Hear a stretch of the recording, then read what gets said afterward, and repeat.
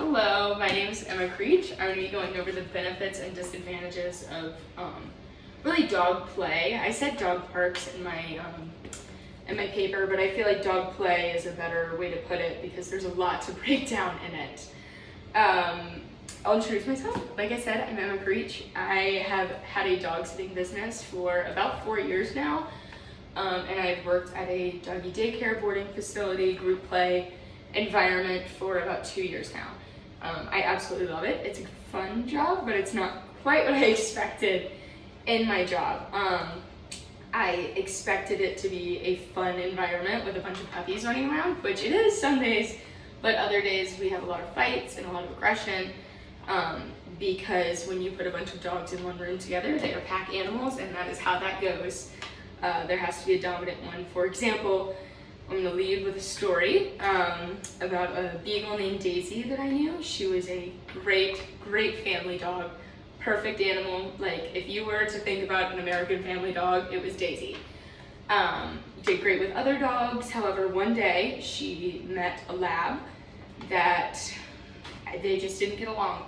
For some reason, that lab did not like Daisy. He attacked her in daycare, and none of us could have predicted it. That just happens. Sometimes they're pack animals.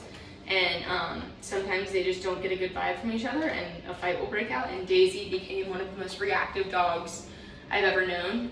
She couldn't be pet. Her parents had to take her really extensive training to get through her fears because it created reactivity. Reactivity is essentially fear in dogs, but dogs can't say, hey, I'm really scared right now. They bite or they growl. Which is not good for a family dog to do, but that oftentimes is the result of doggy parks, because one bad encounter can change a dog's brain chemistry into being afraid of other dogs. So that brings me into 7 reasons that doggy parks are not very good, and usually it's the human's fault. So the first issue is communication. Dog parents tend to either get talking to each other or get on their phones or get on their computers when they're at doggy parks and not pay attention to their own dogs. So this is an issue because in my personal experience, I used to take my dog to dog parks, and I would be there and my dog would be, I say bullying because that's the best way to describe it. Another big dog would come over and bully him, and I would be saying, where's your mom, where's your mom? And the mom was on the other side of the park on her laptop, and she wasn't paying attention to her own dog, which can lead to a fight. I actually had to take the dog over to the parent and say, I'm sorry, but your dog's kind of being a bully to the other dogs at the park right now. And she said, oh no, he's good. Story for another time. So distracted owners, that's number 2. Between communication, like no communication between owners and distracted owners, you have a recipe for disaster. Piggybacking off of that, we go to recall. When your dog has no training or no recall, and they're in an uncomfortable situation, they don't know what to do. So they go to their nature, which is to fight, because they're a wild animal. But you can train that out of a dog. Like my dog, for example, if he's in an uncomfortable situation, he looks at me for his next command. He wants to know, what do I do? Do I run away? Do I leave it? Or do I come to you? Do I go middle where he gets in between my legs where I can protect him? So recall is a major key, and I think it's 87% of dogs in America do not have recall. It's a hard thing to train, but you can do it. Dogs learn very rude social skills when they're in dog parks, whereas, for example, rushing. If I bring a dog in and other dogs rush to him, imagine you are going to a new school for the first time in kindergarten, and you have never really been around other kids. It's your first time, you hang out with your parents all the time, and you walk into the playground and everyone comes over and is jumping on you and punching you and biting at your ears, and you don't know what to do, and so obviously you're gonna lash out. You're gonna say, stop touching me, and dogs can't say that, so they bite. They freak out and they bite. And that can lead to other dogs reacting, which, as expected, if a dog bites you, you're gonna bite back, so that can lead to a pile-up, we call them. Where you introduce a new dog, they react poorly and they attack. And it's just all dogs fighting because they're mad at each other because it didn't go well. Owners not knowing their dog's behavior is another big one. I should have grouped that with the top ones, but whatever. The owners don't know their dog's behavior. Dog behavior is a phenomenal thing to know.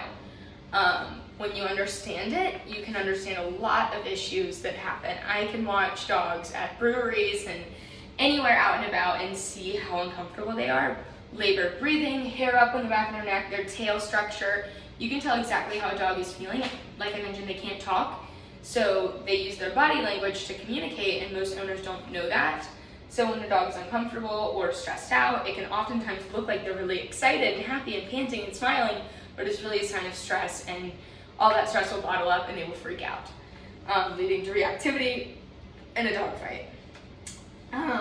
Knowledge on how to break up fights is an issue in dog parks, because once a fight starts, really the only way that you can stop a dog fighting is by cutting off their oxygen supply until they let go. Especially, and I love pit bulls, I will say, I'm a pit bull lover. Pit bulls, Rottweilers, really any bully breeds, included in that with Rottweilers, Boxers, all those.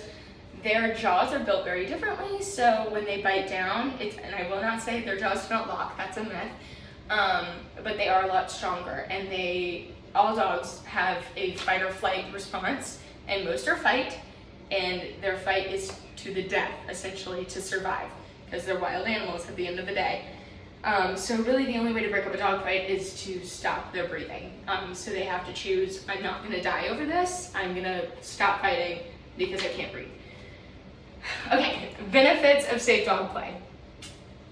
Enrichment. It is the best thing for your dog if you have them play in a healthy way with preferably one other dog is how I go about this. I let my dog go out and play, and I will be with the other owner, and we know both of our dogs, so if they seem a little uncomfortable, if one dog seems uncomfortable, then we'll say, hey, like, let's take a break, let's walk on the other side, you walk on that side, so they can have a moment to decompress and relax. Socialization at a young age is also very important when it comes to introducing your dog to play. With other dogs specifically, it's very important to do so. You have to, probably 6 months is the age that I would do. They say 4 to 6 months, but 6 months is a good age to introduce your dog to other dogs, let them get a feel for it. And some dogs just don't like other dogs, and that's okay. That's okay. Some people don't like other people. That's fine. And training is a great tool to have as well.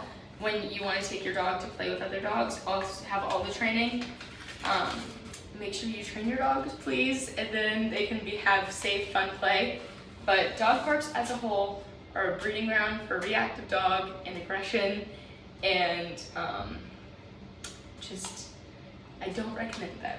Safe dog play is playing with one other dog and being very vigilant, and all owners paying attention. I'm sorry, I'm running out of time. If you have any questions, please let me know in the comments. Thank you.